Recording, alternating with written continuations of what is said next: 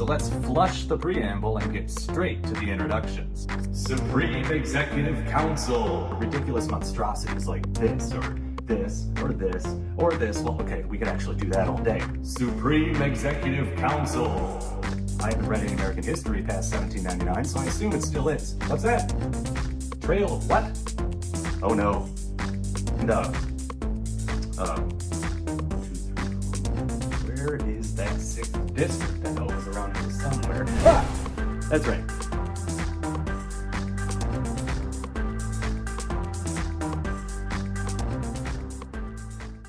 December 7th, 1795, Independence Hall, Philadelphia, Pennsylvania, the first day of the first session of the 4th United States Congress. There are still 15 states, although that will change during this Congress, and we've got 105 seats to fill. And of the 105 men due in Philadelphia, 79 are present, which is not ideal, but it's our best first day turnout yet. And more importantly, it's enough for a quorum. Before we get to the introductions, we do need to address two things. Number one is that we now have official political parties. Boo! In one corner, the Federalists, and in the other corner, the Democratic Republicans. In the Senate, we saw a Federalist majority. We'll see what happens here in the House. The other thing to address is congressional districts. Coming into this Congress, 3 states made changes. First, North Carolina. They took this line here and moved it over here. It's like a whole new map. Second, Massachusetts. In the last Congress, they created a terribly convoluted plural district system that combined districts with at-large voting, and it was a mess. This time, they switched to a standard district system. From a historical standpoint, this is good because it's much easier to understand, but from a video making standpoint, it's bad because it means I have to make a whole new map, and it takes me way longer to make these shitty graphics than it should. But anyway, the final state to make a change is Pennsylvania. As you no doubt recall, they were at large for the first Congress, then switched to districts for the second Congress, then switched back to at large for the third Congress, and now they've switched back to districts for this Congress. Come on, Pennsylvania, make up your mind. Anyway, they've got 12 districts, and the added wrinkle here is that one of them, the 4th district, is a plural district. Not a stupid, convoluted Massachusetts-style plural district, but a simple, normal one. You see, the state had 13 seats in the House, and given the size of the population in the 4th district, they decided that instead of dividing into 13 districts, they would divide into 12, and the 4th one would have 2 representatives. This is a much more normal example of how plural districts work, and we'll see it a lot in this series. With all that out of the way, let's meet our 4th Congress representatives. We'll start with the re-elected incumbents, or, to put it another way, all the returning characters from previous episodes. First up, the original representatives. These guys started with the first Congress all the way back in 1789 and have now been elected to a 4th term. From Georgia, Abraham Baldwin. From New Hampshire, Nicholas Gilman. From South Carolina's 1st District, William L. Smith. From Pennsylvania's 2nd District, Frederick Muhlenberg. He had been the Speaker of the House in the 1st and 3rd Congresses. From Pennsylvania's 5th District, Daniel Heister. And from Pennsylvania's 8th District, Thomas Hartley. By the way, all 3 of these guys were part of the original 13, by which I mean the 13 representatives who showed up on time for the first day of the first Congress on March 4th, 1789. In fact, Frederick Muhlenberg has been on time to all 7 sessions so far. Over to Massachusetts now, which has 4 original representatives. From the 1st District, Theodore Sedgwick. From the 8th District, Fisher Ames. From the 10th District, Benjamin Goodhue, and from the 14th District, George Thatcher. Fisher Ames and George Thatcher are also part of the original 13, and like Frederick Muhlenberg, George Thatcher has been on time to all 7 sessions. Adding to that, both of those guys are here on time on December 7th, 1795, which means their streak is now up to 8 sessions. And lastly, Virginia, which also has 4 original representatives. From the 2nd District, Andrew Moore. From the 11th District, Josiah Parker. From the 12th District, John Page. And from the 15th District, James Madison. Now, I'll also include Benjamin Bourne of Rhode Island with this group. He didn't start at the beginning in 1789, but rather joined the first Congress in progress in 1790. But this was because Rhode Island didn't ratify the Constitution until after the new government was up and running. So Benjamin Bourne is an inaugural representative, and he did join during the first Congress. And speaking of joining during the first Congress, let's also welcome back William B. Giles from Virginia's 9th District. He isn't an original representative, though. This seat originally belonged to Theodoric Bland, but Bland became the first representative to die in office in 1790. Not the first congressman overall, though. That would be Senator William Grayson, who beat Bland by about 3 months. William B. Giles was specially elected to replace Bland, and he joined the first Congress for the second session. Up next, we'll welcome back the guys who started with the second Congress in 1791. From Vermont's 1st District, Israel Smith. Vermont was a brand new state when the Second Congress started, so Smith is also an inaugural representative. Also, no relation to William L. Smith. From New Hampshire,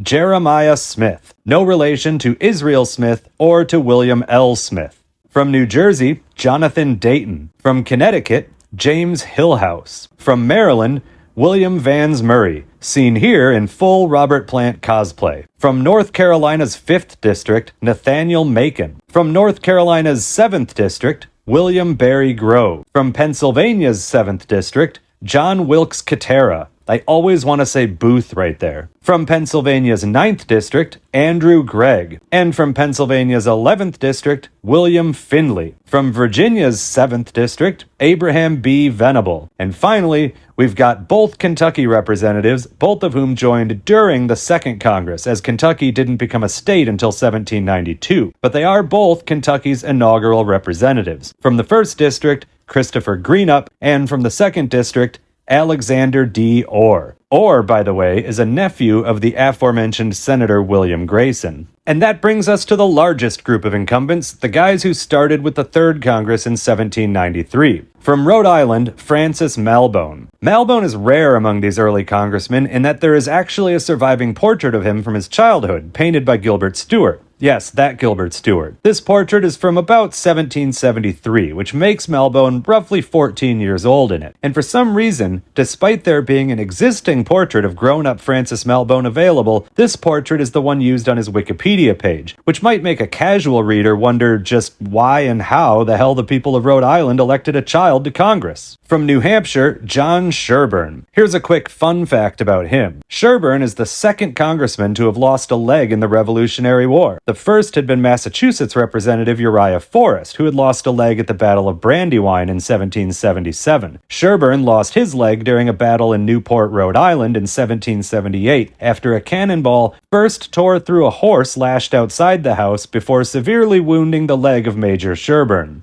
From South Carolina's 3rd District, Lemuel Benton. From South Carolina's 4th District, Richard Wynne. From Connecticut, Zephaniah Swift, Uriah Tracy, and Joshua Coit. Coit actually wasn't originally elected. In fact, he hadn't even been a candidate. He had been specially elected late in 1793 after 2 of Connecticut's representative-elects declined the seat. Over to Maryland now, where we've got 6 re-elected incumbents. From the 1st District, George Dent. From the 2nd District, Gabriel Duval. From the 4th District, Thomas Sprigg. From the 5th District, Samuel Smith. No relation to William L. Smith or Israel Smith or Jeremiah Smith. Although, Samuel does have a younger brother, Robert Smith, who will go on to be Secretary of State, Secretary of the Navy, Attorney General, lead singer of The Cure, and overall much more famous than Samuel. From the 6th District, Gabriel Christie. And from the 7th District, William Hindman. Over to New York now, where we've got 5. From the 3rd District, Philip Van Cortlandt. From the 5th District, Theodorus Bailey. From the 6th District, Ezekiel Gilbert. From the 7th District, John E. Van Allen. And from the 8th District, Henry Glenn. Down to North Carolina now, where we've got 3. From the 2nd District, Matthew Locke. From the 6th District, James Gillespie. And from the 9th District, Thomas Blunt. Blunt here is a younger brother of William Blunt, who joined Congress as one of Tennessee's inaugural senators in the first half of this episode. Back up to Massachusetts now with 4 incumbents. From the 2nd District, William Lyman.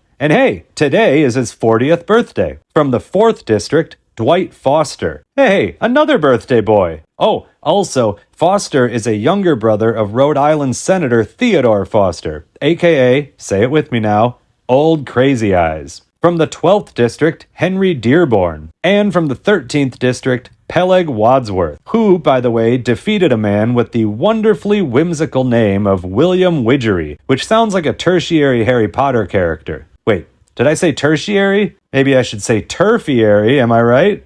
And finally, Virginia, with 9 re-elected incumbents. From the 1st District, Robert Rutherford. By the way, at 67 years old, Rutherford here is the oldest member of the 4th House. From the 4th District, Francis Preston. From the 5th District, George Hancock. From the 6th District, Isaac Coles. From the 8th District, Thomas Claiborne. From the 10th District, Carter Bassett Harrison. Harrison, by the way, is the older brother of future Congressman and President William Henry Harrison. I died in 30 days! From the 16th District, Anthony New. From the 18th District, John Nicholas. And finally, from the 19th District, John Heath. All right, so we've identified 63 of our 105 representatives. Before we meet the new guys, though, we've got 7 former congressmen coming back for another round. First up, from Delaware, John Patton. Now, you may recall from the last episode that in 1792, Patton narrowly defeated Henry Latimer and started the Third Congress while Latimer challenged the election. Early in 1794, the Committee of Elections reported that Latimer should have been the winner, and the House voted to remove John Patton and install Henry Latimer in that seat. Later in the year, Patton ran again, and this time defeated Latimer by a slightly more comfortable margin. Still a close election, but definitely not as close as the last one.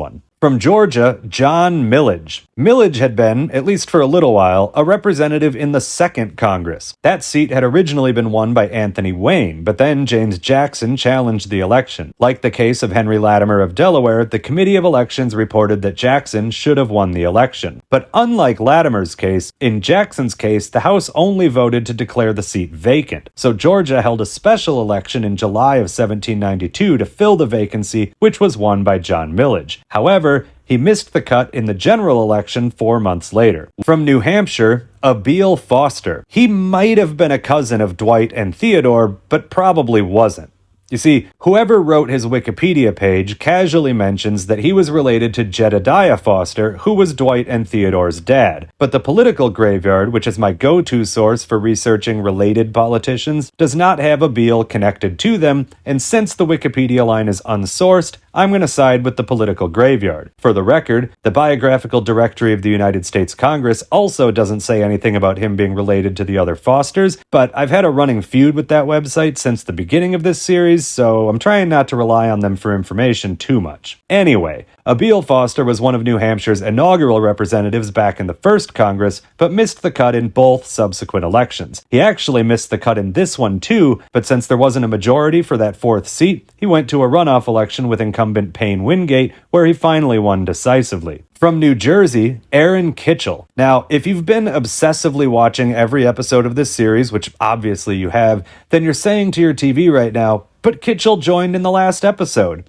And you are correct. However, Kitchell joined after being specially elected in January of 1795 to replace the deceased Abraham Clark. This was after he won the general election for this Congress in December of 1794. So at the time of that general election, he was just a former representative from the Second Congress. My show, my rules, let's keep moving. From New York's 4th District, John Hathorne. Hathorne had been one of New York's inaugural representatives from the First Congress. He lost the election to the Second Congress to Cornelius Corneliuson Schoonmaker, who is the current holder of the Best Name Award. From Pennsylvania, Albert Gallatin. Gallatin is a former senator from the Third Congress, but in 1794 he was disqualified, ostensibly due to the fact that he hadn't technically been a citizen for the required 9 years, but really it was a matter of factional politics. The Federalists didn't like Gallatin, who was quickly emerging as a leader among Democratic Republicans, and so they seized on the citizenship issue to get him out of the Senate. This backfired on them very quickly. As soon as Gallatin got back home to western Pennsylvania,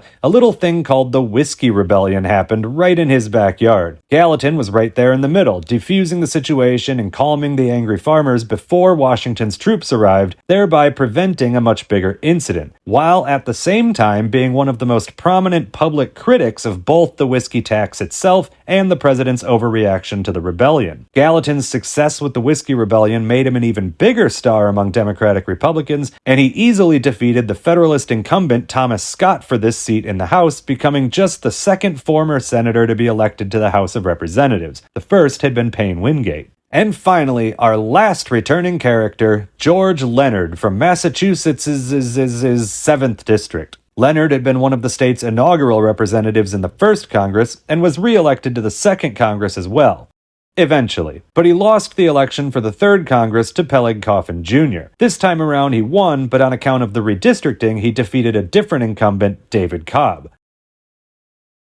So that gets us up to 70 seats filled, which means we've got 35 brand new guys. Let's do this. From Vermont's 2nd District, Daniel Buck, the 42-year-old state attorney general. He had actually lost to the incumbent Nathaniel Niles at first, but since neither man got a majority, it went to a runoff where Buck won easily. Here's a fun fact about him. He is the third congressman to have had a limb amputated after fighting in the Revolutionary War, joining Uriah Forrest of Massachusetts and John Sherburne of New Hampshire. Those guys each lost a leg, while Buck lost his arm at the Battle of Bennington, Vermont in 1777. We've got 3 new guys from New Jersey: Thomas Henderson, Isaac Smith, and Mark Thompson. Henderson is a 52-year-old former physician from Freehold. Alliteration! It would have been perfect if he had been 54 or 55, but no, he has to be 52. Isaac Smith is a 54 or 55-year-old former physician from Trenton. It would have been perfect if he had been from Freehold. Also, no relation to William, Israel, Jeremiah, or Samuel. As for Thompson, there's nothing really interesting to say about him, but I will take a moment to say I don't like that spelling of Thompson. I know it's fairly common, not like Rutherford with a U, but I don't like it. Put a P in there. We've also got 3 new guys from South Carolina. From the 2nd District, Wade Hampton. From the 5th District, Robert Goodloe Harper. And from the 6th District, Samuel Earle. Hampton, seen here looking like someone's grandmother, actually wasn't elected at first. We don't know if he originally ran or not due to missing or incomplete records. All we know is that the incumbent, Robert Barnwell, was re-elected but declined to serve. Or maybe his brother John Barnwell was elected and declined to serve, depending on which page you look at, I guess. In any event, a special election had to be held and Hampton won. Interestingly, one of the guys he defeated was John Good Lord, what is happening with South Carolina's portraits?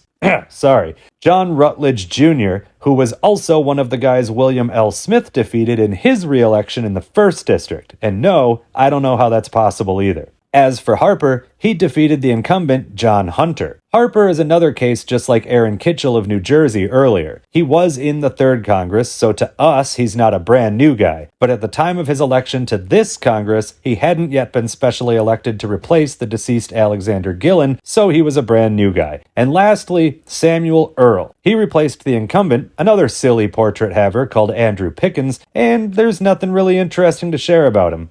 Sorry. Over to Connecticut now, which has 3 new guys: Chauncey Goodrich, Roger Griswold, and Nathaniel Smith. Goodrich is a 36-year-old state representative from Durham. Griswold is the 33-year-old son of former Connecticut Governor Matthew Griswold, and this is his first elected office. I covered his story in this video. As for Smith, he is a 33-year-old state representative from Woodbury, and he is not related to William, Israel, Jeremiah, Samuel, or Isaac. Jesus, that's a lot of Smiths. Also, Nathaniel Smith actually didn't make the cut originally. He was specially elected later, early in 1795, after Jonathan Trumbull Jr. was elected to the Senate instead. But as a quick refresher on the rules, since he was specially elected before the first session of Congress started, his term retroactively starts March 4th, 1795. From Maryland's 3rd District, Jeremiah Crabb. Crabb is a 34 or 35-year-old military guy from Frederick County. He fought in the war and spent the winter at Valley Forge. More recently, he served alongside General Harry Lee, who was also the governor of Virginia, by the way, in Pennsylvania during the Whiskey Rebellion. This was an open election because the incumbent, the aforementioned one-legged Uriah Forrest, had resigned. New York has 4 new guys. From the 1st District,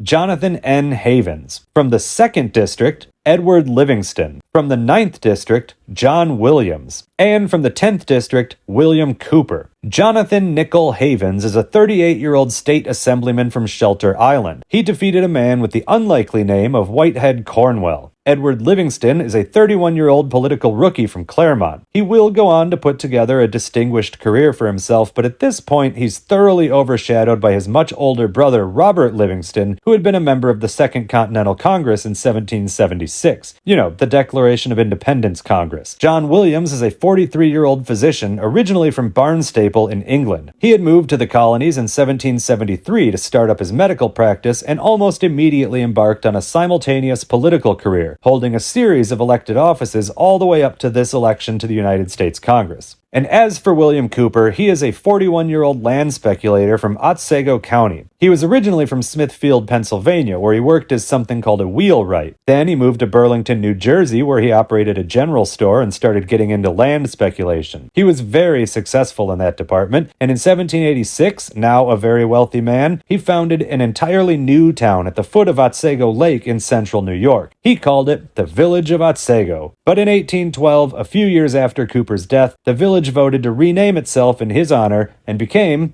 are you ready, baseball fans?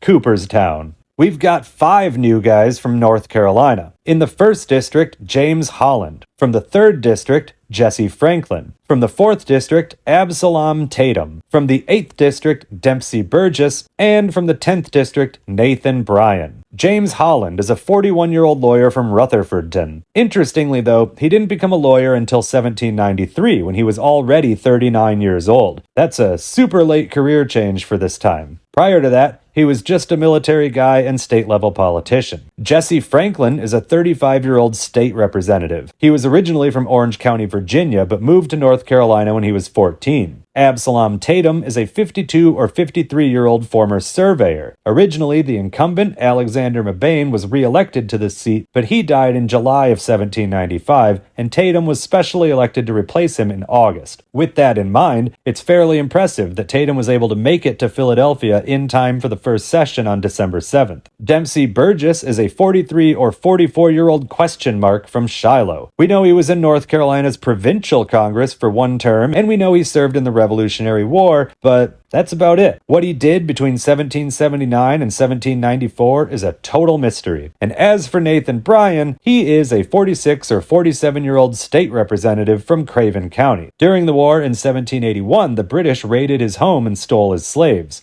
Man, I hate when that happens. Over to Pennsylvania now, which also has 5 new guys. From the 1st District, John Swanwick. From the 3rd District, Richard Thomas. From the 4th District, Samuel Sitgreaves. From the 6th District, Samuel McClay. And from the 10th District, David Bard. John Swanwick is a 34 or 35-year-old banker and state assemblyman who was originally from Liverpool, England, and moved to Pennsylvania as a child in 1770. He learned the banking business as a teenager when he had been apprenticed to noted rich guy and future Senator Robert Morris. Richard Thomas is a 50-year-old former state senator from West Whiteland Township. Recently, he had been offered the appointment of militia brigadier general by Governor Thomas Mifflin, but he declined. Samuel Sitgreaves is a 31-year-old lawyer from Philadelphia. Considering that he therefore had the shortest journey from home to Independence Hall, you would think he'd be on time, right? In his seat and ready to go on December 7th? Well, he is. Of course he is. Why wouldn't he be? Samuel McClay is a 54-year-old surveyor and Franklin County judge from Lurgan Township. He is also the younger brother of former Senator William McClay, from all the way back in the first Congress. And lastly, David Bard is a 50 or 51-year-old pastor from Adams County. He has no political or legislative experience. Literally, from 1779 up until this election, all he did was preach all around Pennsylvania and Western Virginia. Not exactly what I would consider a solid qualification for Congress,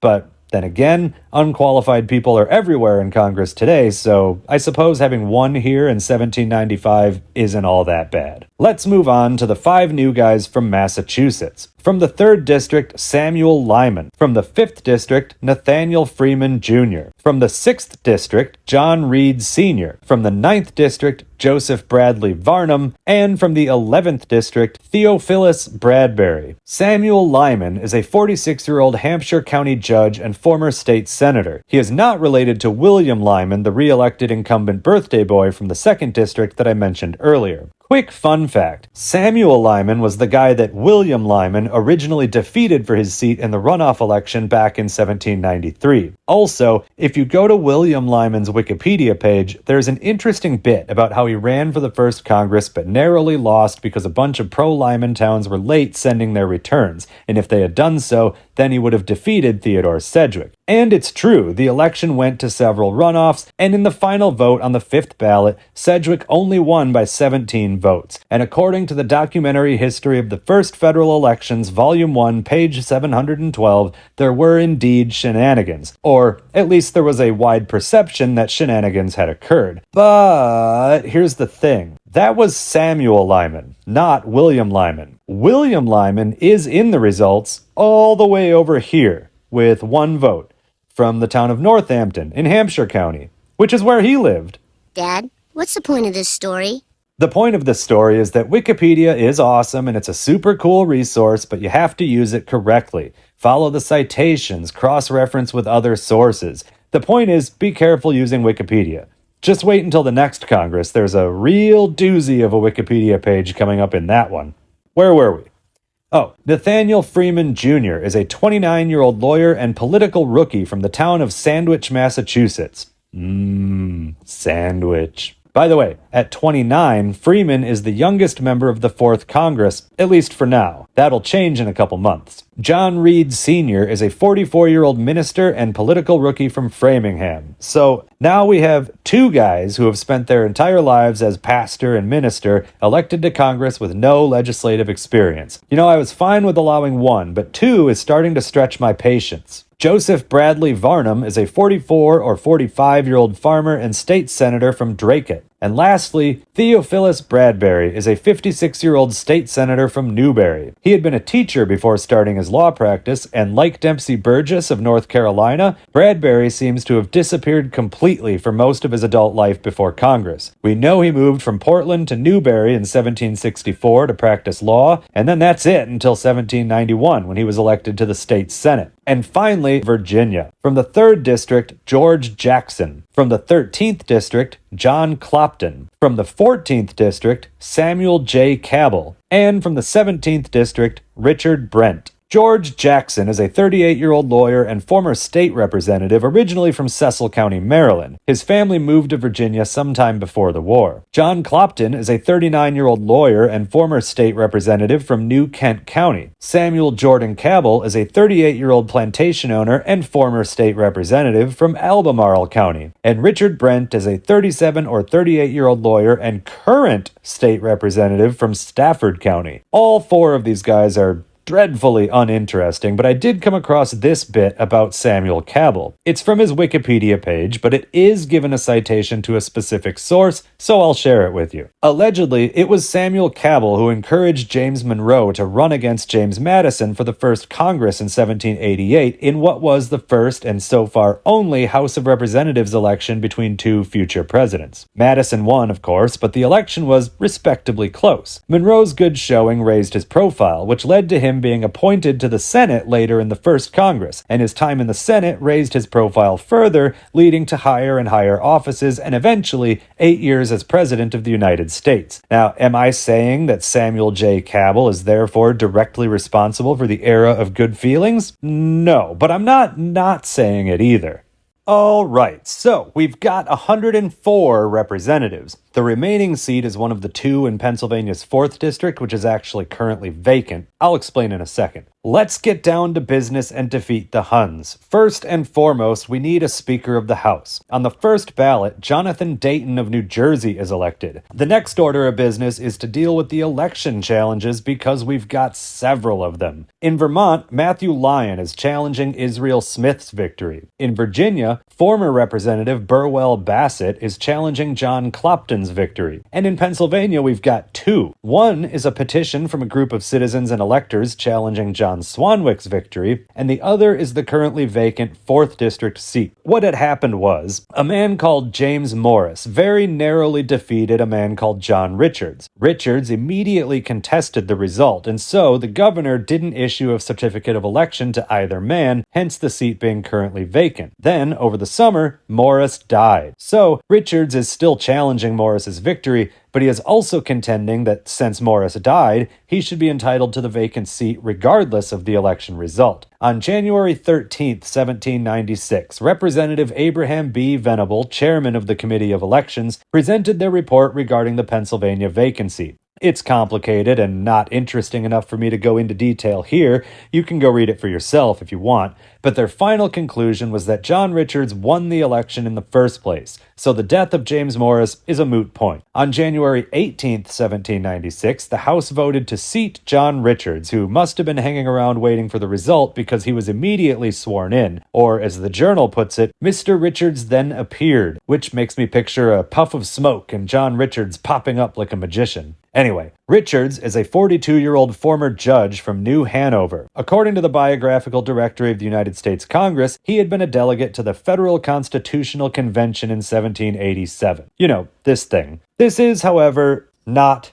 true. He was a delegate to Pennsylvania's State Constitutional Convention, which was held later in 1787 to ratify the new Constitution. It seems my long-running feud with the Biographical Directory of the United States Congress is clearly never going to end. So with that vacancy taken care of, we now have all 105 representatives, and unlike the Senate with its Federalist majority, the House has a Democratic-Republican majority. As for the remaining election challenges, on January 20th, the House confirmed John Clapton's victory over Burwell Bassett by 6 votes. And I don't mean 6 votes in the House, I mean like 6 votes total in the election. That's how close it was. On January 27th, the Committee of Elections turned in their report regarding Matthew Lyon's challenge in Vermont. The House resolved to debate the issue February 4th, and then again on February 11th, and the 12th, and the 15th. There are no details of the actual debate, unfortunately, but it must have been a heck of an issue because at this point, someone proposed postponing any more discussion of it until March 15th.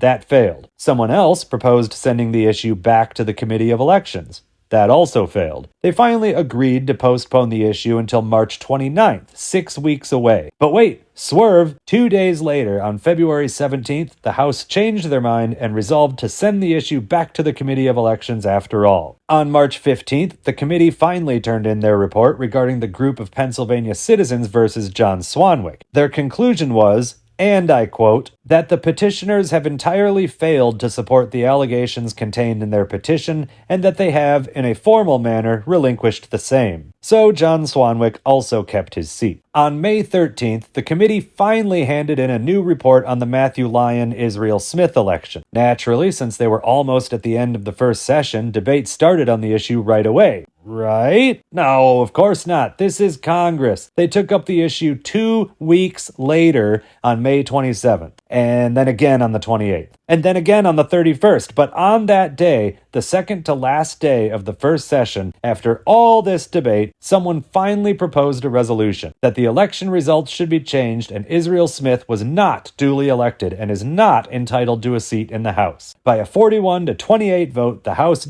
disagreed. Someone else immediately proposed a resolution that Israel Smith is entitled to the seat, and that one passed. And just like that, it was settled. Israel Smith was the official winner. Matthew Lyon went back to Vermont, and all the guys on the Committee of Elections probably looked around at each other like, the hell did we just do all that work for? In the midst of all that excitement, back on March 27th, Maryland's 2nd District Representative Gabriel Duval resigned after he was appointed Chief Justice of the Maryland Supreme Court. The state acted quickly, holding the special election to replace him right away on April 18th, and the winner of that special election also acted quickly, arriving in Philadelphia to take his seat on May 5th, 1796. Richard Sprigg Jr. is only 26 or 27 years old, making him the new youngest member of the 4th Congress.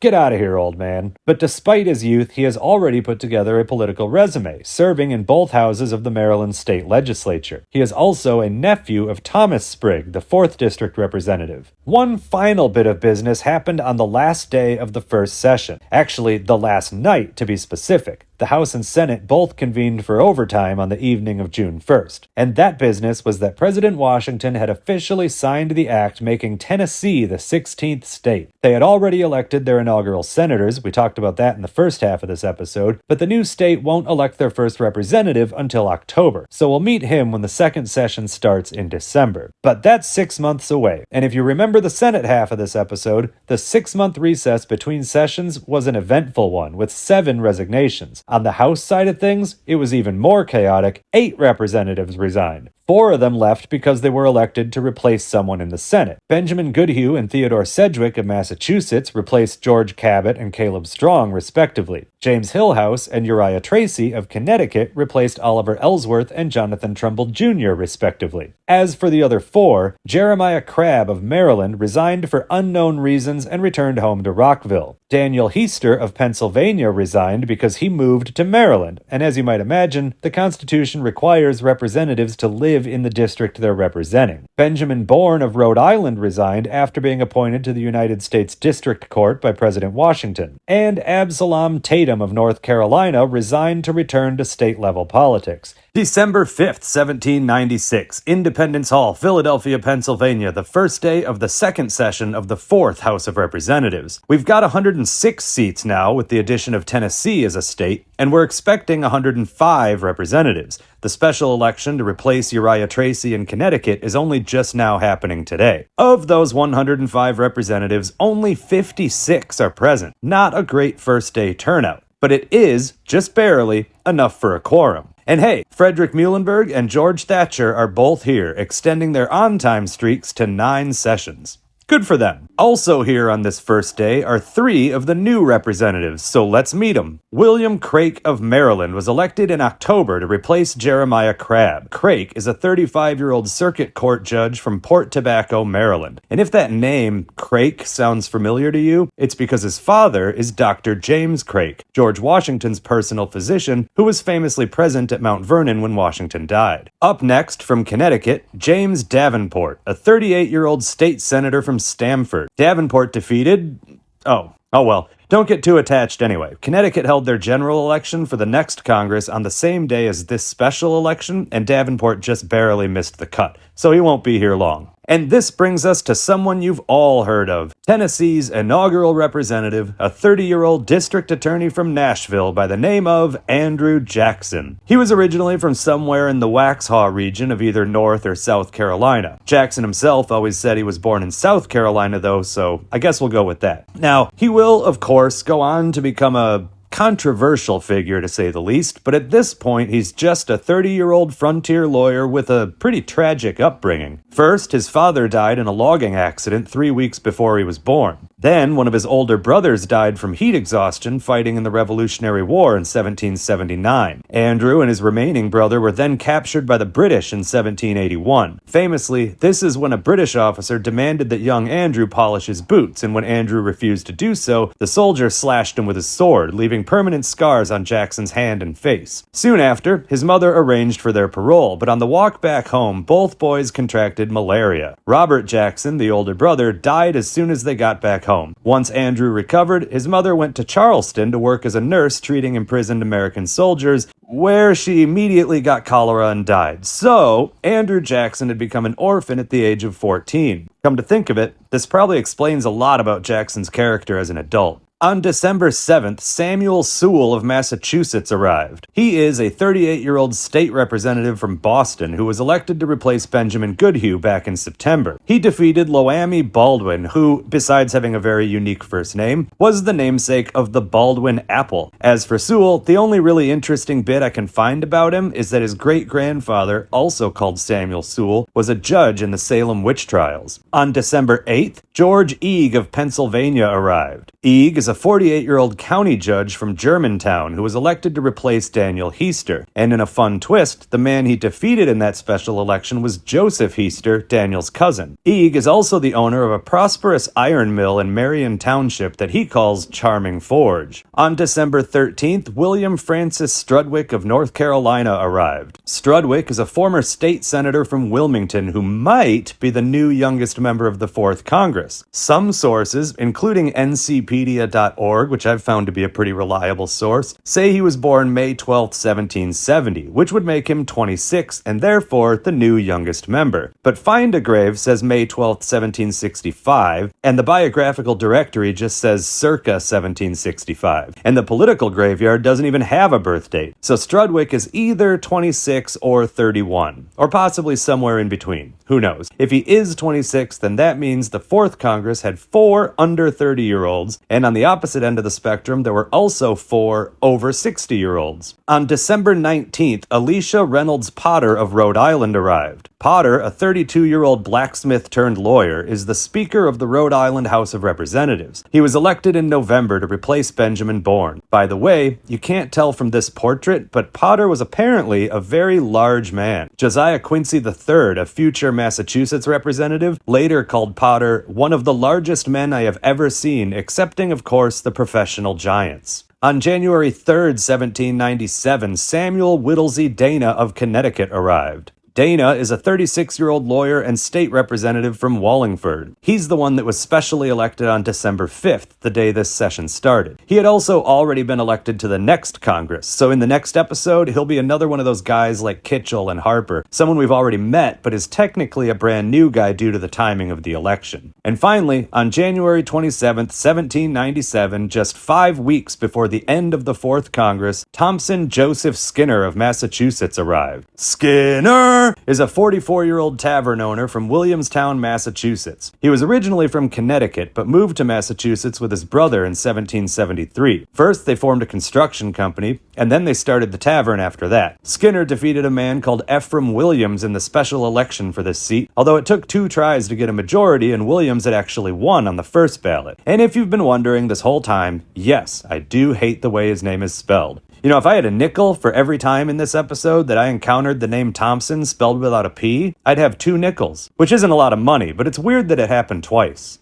And that brings us to the end of the 4th United States Congress. Time to update some numbers. Altogether, the 4th House of Representatives had 106 seats, held by 115 representatives. 45 of them were new to the House. However, Albert Gallatin of Pennsylvania was a former senator, so we already met him, which means 44 of them were new to us. And that means we've now met 204 representatives and 258 congressmen overall. As for deaths and resignations, the 4th House of Representatives officially had 0 deaths. There was the guy in Pennsylvania who won the election but then died while it was being challenged, but ultimately it was determined that the other guy won, so that death doesn't matter. There was also Alexander Mabane of North Carolina, who had been easily re-elected but then died over the summer, before the first session. Since he had not yet been sworn into office, that doesn't happen until the first day of the first session, then he wasn't a representative. He was a representative-elect, meaning his death doesn't count. He was essentially a former representative at the time. So, 0 deaths. Combined with the Senate, the 4th Congress overall had 0 deaths in office, and it's going to be a long time before I say that again. The next time a Congress will make it through an entire 2-year term without a single death isn't until 2005 to 2007. So, altogether, we're still at 3 deaths in the House and 5 for Congress overall. As for resignations, we had 9. Bringing our House total up to 14. For Congress overall, we're up to 31. Okay, 106 seats in the House. That means 106 elections.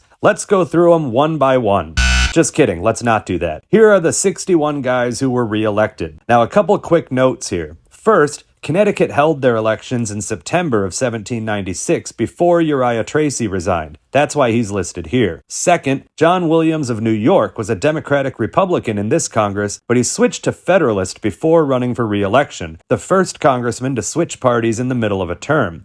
10 guys lost their elections, but they'll return to the series soon. Gabriel Christie of Maryland, Aaron Kitchell of New Jersey, Theodorus Bailey and William Cooper of New York, and George Jackson of Virginia will all return to the House in 1799. Jesse Franklin of North Carolina will join the Senate in 1799. James Holland of North Carolina and Israel Smith of Vermont will both return to the House in 1801. Richard Wynne of South Carolina will return to the House in 1802, and Samuel Maclay will join the Senate in 1803. 4 guys chose not to run for re-election, but they will also return to this series when they do decide to run for office again. Wade Hampton of South Carolina will return to the House in 1803. Andrew Moore of Virginia will return to the House in 1804. Nicholas Gilman of New Hampshire will join the Senate in 1805, and Francis Malbone will join the Senate in 1809. Oh, and also Daniel Heister, formerly of Pennsylvania, the one who resigned after he moved to Maryland. He will return to the House as one of Maryland's representatives in 1801. And so, we've got 31 guys who are leaving this series forever. Jeremiah Crabb of Maryland resigned in between sessions and retired to private life in Rockville, where he died in 1800. Gabriel Duval of Maryland resigned during the first session after being appointed Chief Justice of the Maryland Supreme Court. From there, he was appointed Comptroller of the Treasury, and then in 1811, President Madison appointed him to a seat on the United States Supreme Court. He stayed on the bench for 24 largely unremarkable years, arguably several years too many. According to Leonard Baker in a 1974 biography of Chief Justice John Marshall, Duval became distinguished for holding on to his seat for many years after he had become aged and infirm because he was fearful of who would replace him. Hoo boy, does that sound familiar. Anyway, he did eventually step down in 1835 and lived another 9 years after that, finally dying in 1844 at the age of 91. Absalom Tatum of North Carolina resigned between the first and second sessions. He returned to Raleigh and was elected to the North Carolina House of Commons. He died in 1802. Zephaniah Swift of Connecticut was re-elected but declined the seat and returned to Windham to practice law. He was a member of the Connecticut Council of Assistants, and in 1800, President Adams sent him to France on a peace mission along with Oliver Ellsworth, William Vans Murray, and William Richardson Davy. And their meetings resulted in the Treaty of Mortefontaine in September of 1800. Securing a peaceful end to the quasi-war. After returning to Connecticut, Swift was appointed to a seat on the state Supreme Court, serving as its Chief Justice from 1806 to 1819. After stepping down, he was elected back to the Connecticut House of Representatives. Throughout his entire life, Swift wrote about the law a lot. In 1796, while he was still in Congress, Swift wrote A System of the Laws of the State of Connecticut. In 1810, he wrote A Digest of the Law of Evidence in Civil and Criminal Cases. And in 1823, he wrote A Digest of the Laws of the State of Connecticut. Swift died while visiting his son in Warren, Ohio in 1823.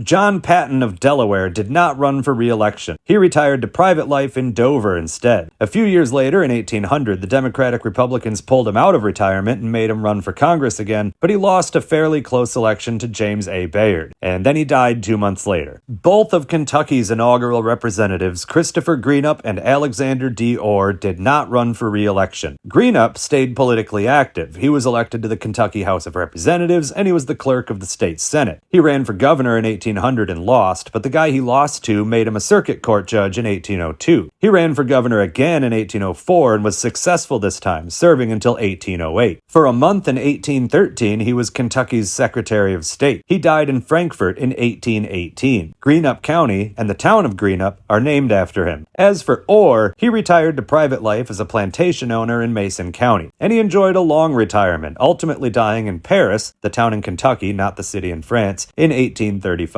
Thomas Sprigg of Maryland did not run for re-election. He retired to private life in Washington County, where he eventually died in 1809. William Vans Murray of Maryland did not run for re-election. After Congress, President Adams appointed him minister to the Netherlands and made him part of the aforementioned peace delegation to France. After returning to Maryland, Vans Murray enjoyed a brief retirement, dying in Dorchester County in 1803. William Lyman of Massachusetts lost his election. After Congress, he was appointed Brigadier General of the Maryland militia, and then President Jefferson made him a consul in London. He died in Cheltenham in England in 1811. George Leonard of Massachusetts did not run for re-election. He instead returned to his other job as a judge on the Massachusetts Court of Common Pleas, a post he had held since 1785. Upon his return, he soon became Chief Justice of that court. He did one more term in the Massachusetts House of Representatives before finally retiring. He died in 1819. Fisher Ames of Massachusetts did not run for re-election. He returned home to Dedham and served on the Massachusetts Governor's Council. In 1804, he was named president of Harvard, but due to health issues, he declined the job. He died on the 4th of July in 1808. Henry Dearborn of Massachusetts lost a very close election. It took 3 ballots for Isaac Parker to defeat him. Dearborn briefly returned home, but in 1801, President Jefferson appointed him Secretary of War, and Dearborn stayed at that post for all 8 years of Jefferson's presidency. When James Madison took over, he made Dearborn collector of the port of Boston. But when the War of 1812 started heating up, Madison decided he needed Dearborn and made him commanding general of the United States Army. Later, President Monroe appointed him minister to Portugal. After that, he finally returned home and died in Roxbury in 1829. There are a number of things named after Henry Dearborn, including, but not limited to, a county in Indiana, towns in Michigan and Missouri, a street in Chicago, a river in Montana, and an actual human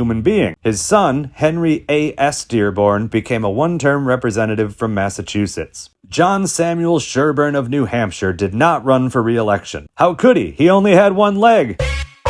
He returned to Portsmouth and practiced law, including a 3-year stretch as a state attorney. In 1804, President Jefferson appointed Sherburne to a federal post as a district court judge. In fact, that job had just become vacant after its previous holder, John Pickering, had been impeached by Congress in a trial that included John Sherburne testifying that Pickering was insane. Sherburne took Pickering's old job and held it for the next 26 years until he died. Sherburne himself started losing his mental faculties several years before his death, but refused to step down. That also sounds familiar. Anyway, Sherburne died in Portsmouth in 1830. Thomas Henderson of New Jersey lost the election and returned to his other job as a judge on the New Jersey Court of Common Pleas. After that, he pretty much retired, although he did come out of retirement for one more term in the New Jersey State Senate. He died in Freehold in 1824. Isaac Smith of New Jersey did not run for re-election. He instead returned to his other job as a justice on the New Jersey Supreme Court. After he finally stepped down from that post, he was the first president of Trenton Banking Company until he died in 1807. John Hathorne and Ezekiel Gilbert of New York both did not run for re-election. Hathorne returned to the New York State Senate and then retired to private life. He died in Warwick in 1825. Gilbert resumed his law practice for a bit before returning to the New York State Assembly. Later, he spent a couple years as clerk of Columbia County before fully retiring. He died in Hudson in 1841. William Francis Strudwick of North Carolina did not run for re-election, mostly because the election was held in August of 1796 and Strudwick wasn't a congressman yet. He wasn't specially elected to replace Absalom Tatum until November of 1796. In fact, Tatum hadn't even resigned yet when this election took place. Maybe the loss is the reason he resigned instead of finishing his term. Wouldn't be the first time, definitely not the last time. But anyway, as for Strudwick, he finished the last few months of the term and then returned to North Carolina. In 1801, he was elected to the State House of Representatives and then disappeared into private life. And he disappeared thoroughly. Remember how there was some confusion about his date of birth? His death is the same way. Wikipedia and Encypedia both have July 31st, 1810, while the Biographical Directory and Political Graveyard both have circa 1812. So, I don't know, man. Frederick Muhlenberg isn't the only original representative leaving our series forever, but he's definitely one of the more notable names to do so. He was Speaker of the House twice, and he was on time to every single session of the House. This means that George Thatcher of Massachusetts is now the only punctuality Iron Man remaining, so remember to watch for him at the beginning of the next episode. Muhlenberg returned home to Pennsylvania, where he mostly retired. He did take a job as Receiver General of the Pennsylvania Land Office in 1800, but only did that for a year before he died in Lancaster in 1801. Frederick's brother, Peter Muhlenberg, you remember him from the last episode and the first episode, will be back in a couple years when he gets elected to the House again in 1799. John Richards of Pennsylvania lost his election and retired to private life. A few years later, though, he was elected to the Pennsylvania State Senate. In 1807, he retired again, and this time stayed retired. He died in New Hanover in 1822. His younger brother, Matthias Richards, became a representative from Pennsylvania. Benjamin Bourne of Rhode Island was actually re-elected easily, but that was in August of 1796 before Washington appointed him to the district court in Rhode Island, and Bourne, as we discussed earlier, resigned to accept that judicial official post. In 1801, Congress passed a new Judiciary Act creating 16 new federal circuit courts, and lame duck President Adams appointed Bourne to one of these new circuit courts. He did that until 1802, when that particular circuit court was abolished by a new Judiciary Act. Bourne returned home to Bristol, where he died in 1807. Samuel Earl of South Carolina did not run for re-election. He retired to private life in South Carolina's Pendleton district, where he eventually died in 1833. He has no congressional descendants, seems like no one does this time around, but he does at least have some relatives I can tell you about. His uncle, Elias Earl, who was actually 2 years younger than him, became a representative, and his cousin, John Bayliss Earl, also became a representative. In fact, it was John Earl's resignation in 1805 that would lead to the special election that Elias Earl won to join Congress. Like Zephaniah Swift of Connecticut a few minutes ago, Daniel Buck of Vermont was actually re-elected, but after finishing his time in the 4th Congress, Buck decided he didn't want to come back and declined the seat he had won for the next Congress. He returned home to Thetford, Vermont, and resumed his law practice. He served as a state attorney for a couple years and then moved to Chelsea, Vermont, and was elected to a couple terms in the state House of Representatives. And like Robert Morris of Pennsylvania a couple episodes ago, Buck ended up being imprisoned for debt. But whereas Morris's debt came from bad deals in land speculation, Buck's debt came from a much simpler cause.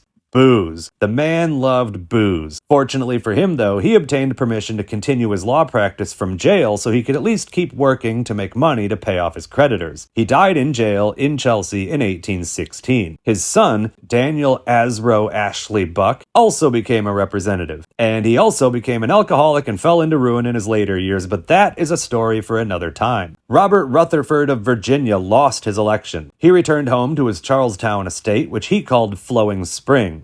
He was already 68 years old at this point, so unsurprisingly, his retirement didn't last long. He died at Flowing Spring in 1803. Francis Preston of Virginia did not run for re-election. He returned to Virginia and settled in Abingdon to practice law. Later, he did a few years in the state House of Delegates and the state Senate. In 1832, he built a new house in Abingdon, and that house still exists today as a hotel called the Martha Washington Inn. Unfortunately, Preston didn't get to enjoy his new house very long. He died while visiting his son in South Carolina in 1835. That son, William C. Preston, was at that point a senator from South Carolina, and Preston's son-in-law, Wade Hampton III, also became a senator from South Carolina, and his great-grandson, Levin Irving Handy, became a representative from Delaware. George Hancock of Virginia did not run for re-election. He retired to private life in Virginia, splitting time between two estates, Santalane in Fincastle, which was almost done being constructed, and Fotheringay in Elliston, which Hancock had just purchased the year before. Both places still stand today, by the way. Hancock died at Fotheringay in 1820. He had no congressional descendants, but his son-in-law is someone you've definitely heard of. In 1808, at Santalane, Hancock's daughter Julia married one William Clark, as in Lewis and Clark. Isaac Coles of Virginia did not run for re-election. He retired to private life and died in 1813. His son, Walter Coles, became a representative from Virginia. John Page of Virginia lost his election. He returned home to Gloucester County and did 2 terms in the Virginia House of Delegates, followed by one 3-year term as governor of Virginia. From there, he was appointed a federal commissioner of loans for Virginia, a post he held until he died in 1808. James Madison of Virginia did not run for re-election. He retired to private life and was never heard from again.